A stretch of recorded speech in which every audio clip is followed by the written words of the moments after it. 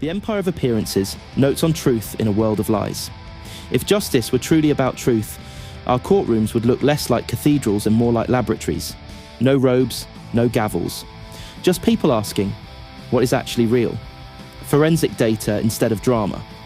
Logic instead of reputation.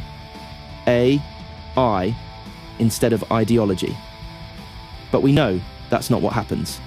Our systems weren't built to find truth. They were built to preserve power. And power, as it turns out, doesn't like microscopes. Truth is an inconvenient guest. It shows up uninvited, tracks mud on the carpet, and rearranges the furniture we've spent centuries pretending is nailed down. We say we love truth, but what we really want is reassurance with better lighting. Politicians fear it because it doesn't negotiate. Corporations fear it because it's not brand safe. And most of us fear it because it shows us ourselves, without the filters, without the story, without the comforting lie that someone else is to blame. So instead, we built an empire, not of stone or steel, but of appearances. A civilization made of mirrors. Every surface reflects the same illusion. This is fine. This is progress. This is freedom. But it isn't. It's theatre. Politics as performance art. Justice as ritual. News as narcotic. Even rebellion, commodified, hashtagged, and sold back to us with next day delivery. The empire runs on attention.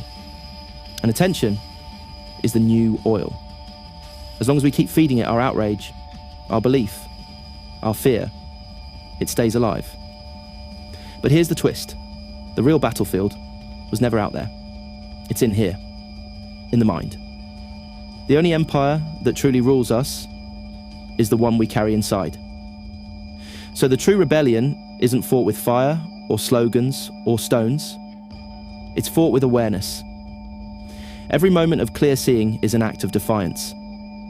Every time you stop reacting automatically, every time you notice the propaganda and choose not to hate, you are disarming the machine. This is the quiet rebellion. It doesn't destroy, it dissolves. It turns the energy of violence inward, not as harm, but as light, as insight. We burn illusions, not buildings. We disarm ideas, not people. The quiet rebel isn't an activist or a saint. They're just someone who has stopped pretending. They no longer fight the system. They see through it.